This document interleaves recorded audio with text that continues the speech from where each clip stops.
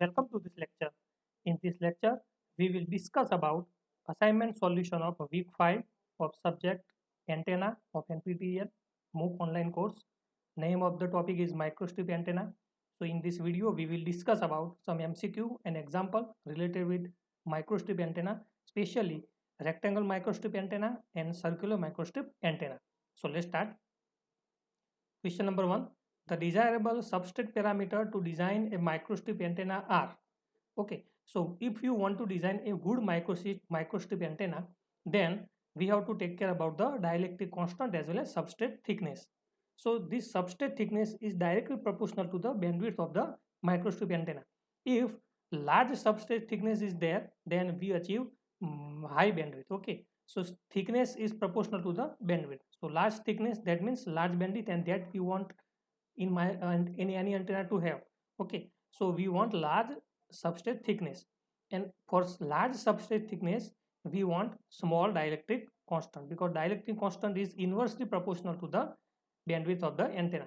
So in order to design a good microstrip antenna, we want higher bandwidth, and higher bandwidth can only be possible if dielectric constant is small and substrate thickness is large. So the answer is D. Next, if the same substrate is used to design RMSA, that means rectangle microstrip antenna at 800 megahertz and 4 gigahertz, then what is the percentage bandwidth ratio? So percentage bandwidth ratio is nothing but the ratio of both the bandwidth. So 800 megahertz divided by 4 megahertz. So you will get 1 by 5. So the ratio is 1:5. So the answer is C. If the feed point shift towards the edge of the patch, its impedance curve. So if you shift the feed point of the any antenna to the towards the edge, then definitely it shift towards the upward side. Upward region means higher impedance region of the Smith chart.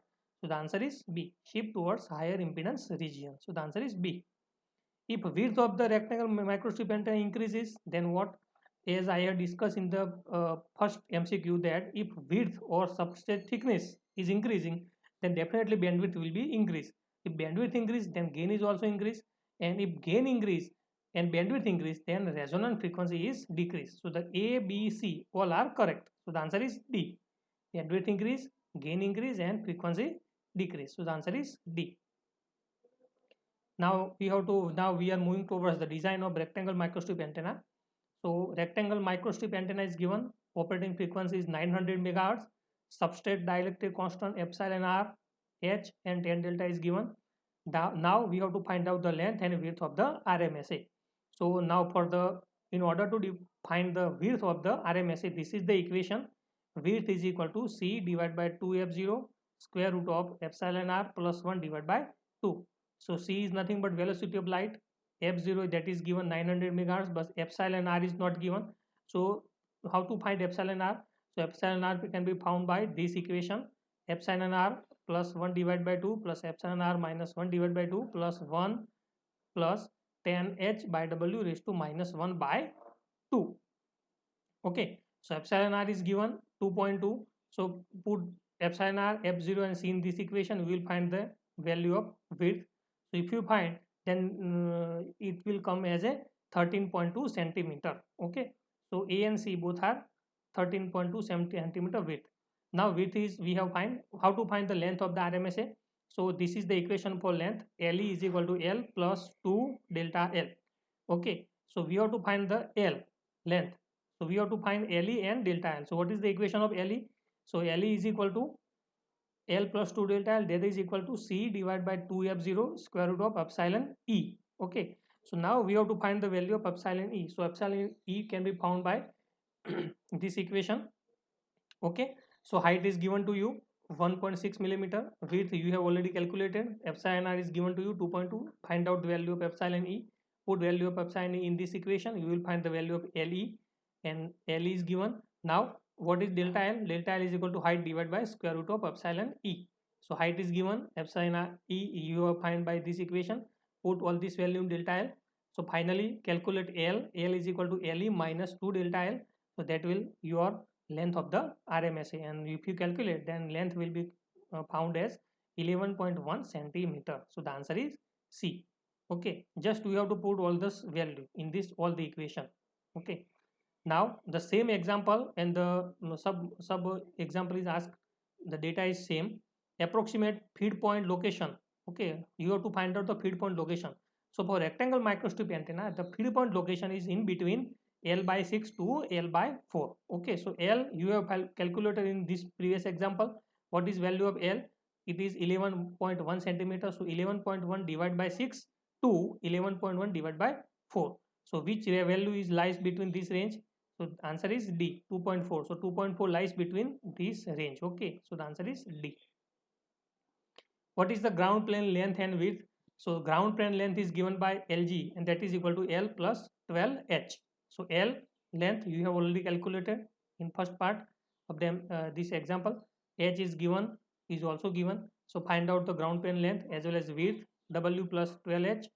So if you calculate, you will find that the ground plane length is 13.2 centimeter and width is 15.2 centimeter. So the answer is A.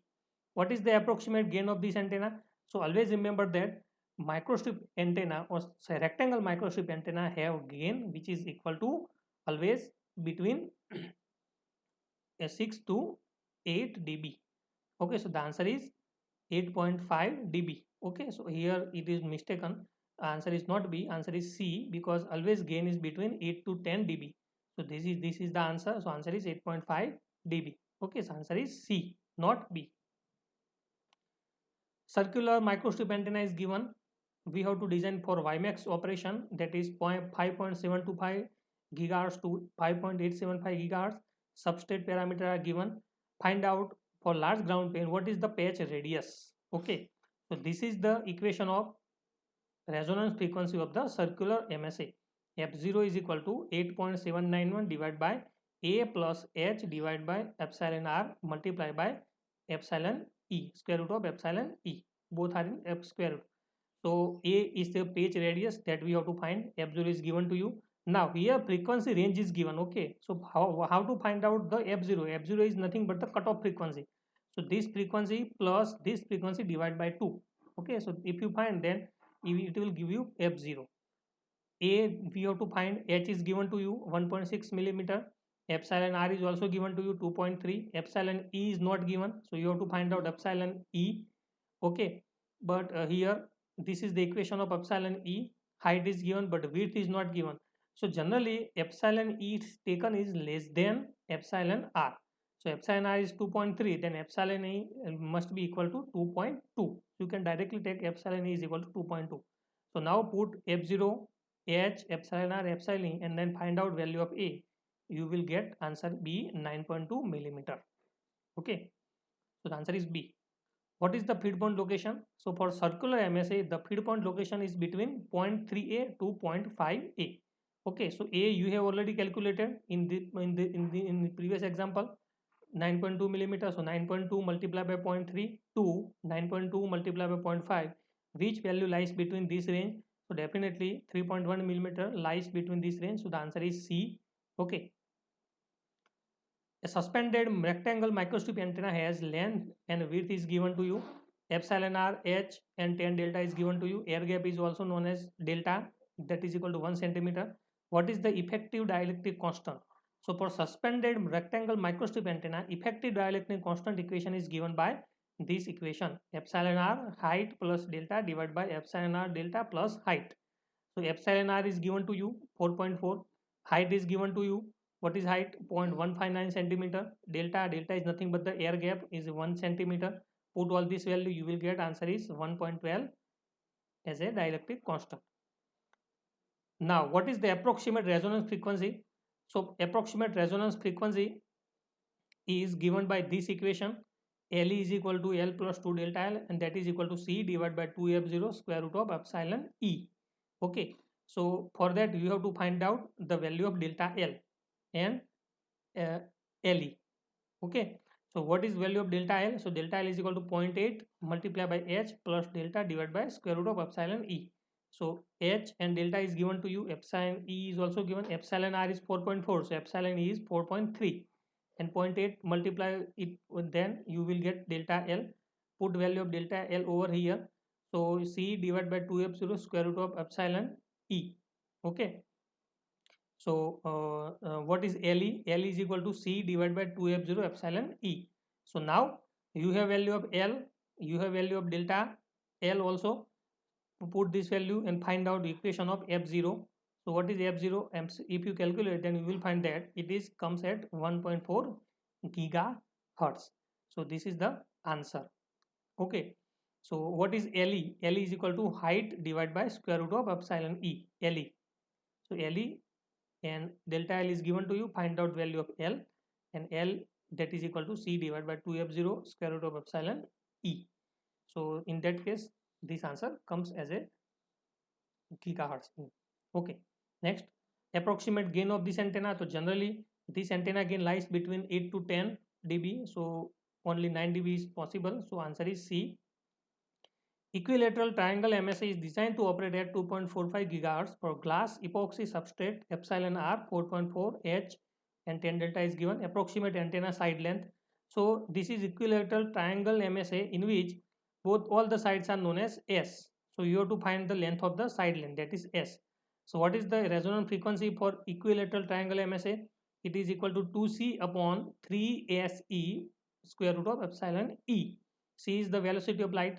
SE is not given. So what is SE? SE is equal to S plus 4H divided by square root of epsilon R. Okay. Epsilon E is given. Epsilon R is equal to 4.4. So epsilon E is equal to just less than epsilon R. So 4.3. C is given to you. We have to find out the value of SE. So frequency is also given to you. What is the value of frequency? 2.45 gigahertz. So find out SE from this equation. Now put value of SE over here. Height and epsilon r, we will get the value of S. So F is equal to 3.7 centimeter. If you calculate, this is the answer that comes. So the answer is B. As the loss tangent of the substrate increases, then what happens? So if loss tangent increases, then Smith chart curves moves downward in lower impedance region. So the answer is A. Impedance curve moves towards lower impedance region. Okay. Which of the following substrates should be used to provide larger gain and bandwidth of MSA for same substrate thickness? So generally air is used to provide larger gain and bandwidth. Okay. Epsilon r is equal to 1 and 10 delta is equal to 0. So the answer is D. To realize a n-way power divider, circular microstrip should have excited in what mode? So generally TM mode is used in circular microstrip antenna, TM02 mode. Okay. So the answer is D. Air suspended circular microstrip antenna is designed at frequency is given to you. This is the figure of this microstrip antenna, circular microstrip antenna, where height and air gap is given. Substrate parameters are also given. What we have to find? Equivalent dielectric constant, as we have found in the previous MCQ. Epsilon r height plus delta divided by epsilon r delta plus h. So epsilon r is given to you 4.4. Height is also given 0.16 centimeter. Delta is also given 0.6. Calculate, you will find the value 1.19. Approximate radius of this circular MSA. So what is the equation for radius? We have already found f0 is equal to 8.791 divided by a plus height divided by square root of epsilon r multiplied by square root of epsilon e. So a is given to you. What is A? A is nothing but the air. It is the radius of this circular microstrip antenna that we have to find. Frequency f0 is the frequency is given 2.45 gigahertz. H is also given, epsilon e given, epsilon r is given. Epsilon r is equal to 4.4, so epsilon is equal to 4.3. Put all this value, you will get radius A is equal to 2.86 centimeter. What is the approximate gain? So for circular microstrip antenna, gain is always between 8 to 10 dBi. For my rectangle microstrip antenna, it is between 6 to 8. Okay, for circular it is between 8 to 10. So answer is C. As the probe diameter of rectangle microstrip antenna increases, input impedance locus moves. So if the probe diameter increase, then definitely Smith chart will be moved towards the downward region, and the downward region is the capacitive region. So the answer is A. When width of the RMS is increased, then bandwidth of antenna will dash and gain will dash. Which one is increase or decrease? So if width increase, then definitely bandwidth increase, gain increase, but frequency decrease. So bandwidth and gain both are increased, as we have discussed in previous MCQ. Okay, so the answer is A. So bandwidth increases and gain is also increased. So the answer is C, not A. Okay, this is typing mistake. Answer is C. Both are increased. So that's all from my side. I hope you have enjoyed this lecture.